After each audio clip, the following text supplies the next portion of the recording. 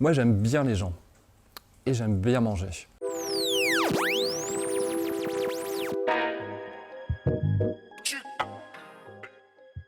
Je suis Boris Tavernier, je suis le cofondateur de l'association VRAC. C'est pour le montage, je t'aide. Alors VRAC, c'est une association qui existe maintenant depuis 8 ans, qui lutte contre les inégalités en matière de consommation, en développant des groupements d'achat dans les quartiers populaires pour rendre accessibles les produits bio, les produits locaux aux habitants de ces quartiers.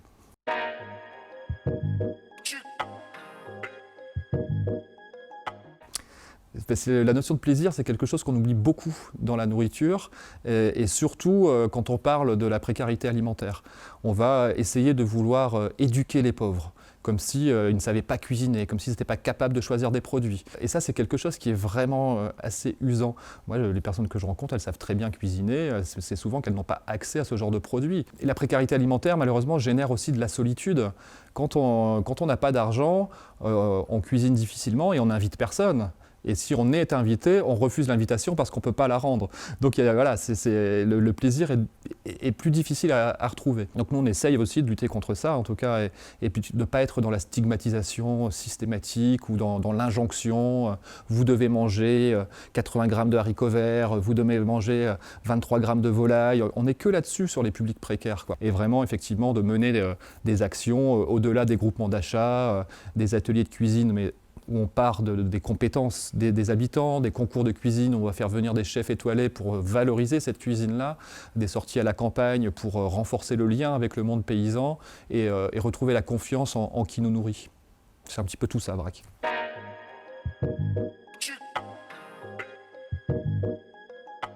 Non, la charité, et je pense que personne ne la souhaite concrètement, la charité. Aujourd'hui, il est vraiment temps de retourner vers un accès digne à cette question d'alimentation. Vous allez dans une banque alimentaire, vous retrouvez les invendus des grandes surfaces. La grande surface a défiscalisé, donc il n'y a pas de souci. La banque alimentaire est obligée d'accepter ce que la grande surface lui a donné.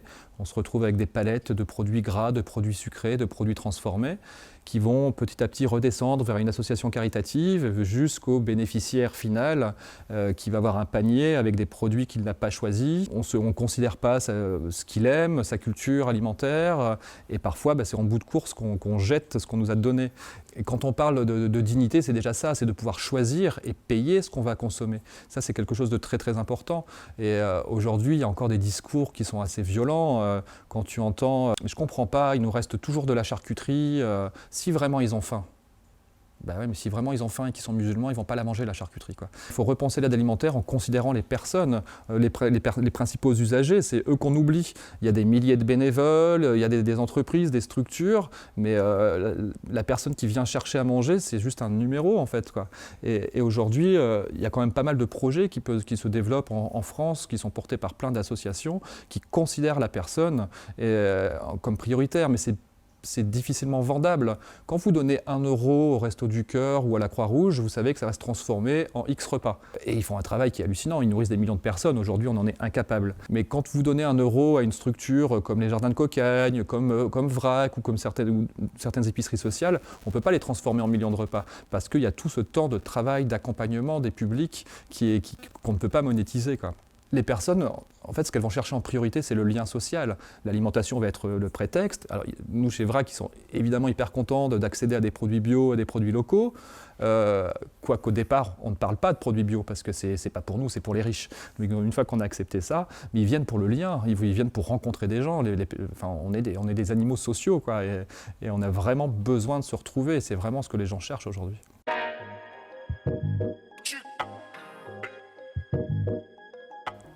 On est ce qu'on mange, ouais, je pense. Ça, c'est vraiment le propos de Frédéric Danhé et Alexis Génie dans le livre Ensemble pour mieux se nourrir. Pour Frédéric, et je le rejoins vraiment, quand tu as droit qu'au reste, quand tu as droit aux poubelles, en fait, de ce que tu n'as pas voulu manger, comment tu peux te considérer autrement comme du rebut ? Pourquoi, quand tu viens chercher ton colis, tu baisses la tête? Moi, j'ai rencontré des personnes, ils ont mis plus d'1 an à taper à la porte des Restos du Cœur ou de notre structure d'aide alimentaire parce qu'elles ont honte, quoi. Parce que l'image qu'on leur renvoie, il faut voir ce qu'on leur donne à manger aussi. Parce que tout à l'heure, je vous expliquais en tout cas ces restes de la grande distribution, mais il y a pire. Il y a ce qu'on appelle le FEAD, c'est le Fonds européen d'aide aux plus démunis, où là, on fabrique de la bouffe pour les pauvres. Et dans notre petite tour de France, on a pu rencontrer des personnes qui nous disaient être révoltées contre ce qu'on leur donnait à manger, mais pas vraiment avoir le choix. Et à un moment donné, ça a bougé, quoi. Je me souviens de Jordan à Soumoulou, dans le sud-ouest, qui nous dit la Banque alimentaire nous dit toujours ouais, mais bon, mieux vaut ça que rien. Et nous, on se dit non, en fait, stop. Nous, on préfère rien que ça. On préfère rien que ce que vous nous donnez à manger, c'est indigne. Et même les animaux n'en veulent pas. Souvent, on dit que c'est une expression, mon chien n'en voudrait pas. Mais eux, ils ont vraiment essayé de faire manger ces barquettes transformées à un chien, il n'en a pas voulu. C'est ça que moi, j'ai beaucoup de mal à considérer, à comprendre. Toute l'aide alimentaire est construite sur ce côté gaspillage. Moi, ça me dérange. Parce qu'on ne se pose jamais la question de la surproduction.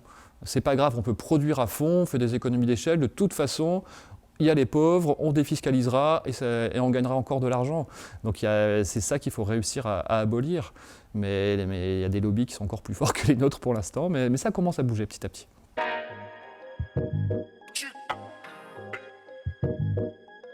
Et il y avait ma petite échoppe à Antony notamment, qui pour moi est vraiment une épicerie où on n'est pas loin de la perfection dans l'idée. Vous êtes dans un lieu qui est beau. Et les pauvres, ils n'ont pas le droit au beau souvent. Quand tu vas dans une distribution, tu as un vieux garage, voilà, c'est toujours compliqué. Là, tu as vraiment une très belle épicerie qui est installée entre des pavillons et des bars. Il y a quasiment que des produits vraiment de grande qualité. Et dans cette épicerie, il y a une 60aine de familles qui avant allaient à la banque alimentaire et qui viennent et qui font leurs courses comme tout le monde, au même endroit. Mais on ne sait pas qui est qui en fait. Tout se règle à la caisse, ils ont un porte-monnaie virtuel, le CCAS finance l'épicerie. Tout le monde est mélangé sans savoir qui est pauvre, qui est riche. Et là, on touche quelque chose qui est vraiment intéressant.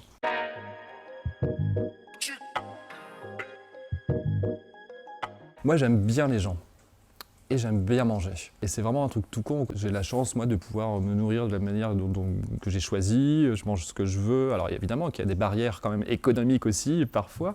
Mais moi, je veux juste ça, en fait, que tout le monde puisse consommer ce dont il a envie. Je ne suis pas un intégriste du bio, du local, mais en tout cas qu'il puisse consommer ce qu'il a envie, tout en respectant la terre et les hommes, quoi.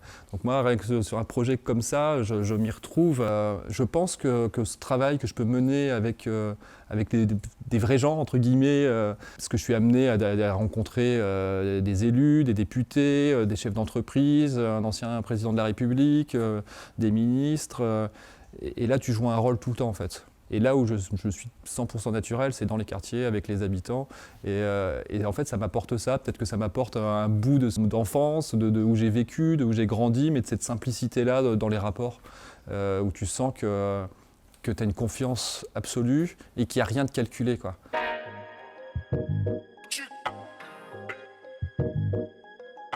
C'est vraiment un livre qui à la fois va vous donner des clés pour consommer différemment et va peut-être vous donner envie de vous rassembler avec vos voisins, avec vos amis pour monter un projet et pouvoir éviter en tout cas d'être dépendant de la grande distribution et de l'industrie agroalimentaire. Donc je pense que voilà, ça peut être vraiment un bel objet pour parvenir à aller vers autre chose. Ce livre-là, j'ai l'occasion de rencontrer beaucoup d'initiatives, de projets très inspirants et j'avais envie de les rendre visibles pour donner envie. Parce que là, il y a vraiment des projets, il y a des magasins coopératifs type La Louve, demain à Lyon ou La Cagette à Montpellier qui vont toucher une certaine catégorie de personnes. Il y a des épiceries libertaires autogérées comme Dionicop à Saint-Denis qui s'auto-organisent. Il n'y a pas d'échange d'argent dans leur épicerie ou des projets de jardin comme à Soumoulou, Jordan dont je vous parlais tout à l'heure, avec les habitants, on crée un jardin partagé qui va nourrir 36 familles en légumes toutes les semaines, en bio. Donc voilà, c'est de montrer qu'il y a plein de choses qui sont possibles, qu'en se rassemblant, on peut s'auto-organiser pour consommer différemment. Et c'est aussi un livre pour nourrir un petit peu ce plaidoyer pour tendre à changer les politiques publiques. C'était vraiment ce double objectif. Et ça a été plus compliqué pour en tout cas convaincre les éditeurs. Mais bon, ça va chez Actes Sud, ils sont un peu plus militants que d'autres, donc on a réussi.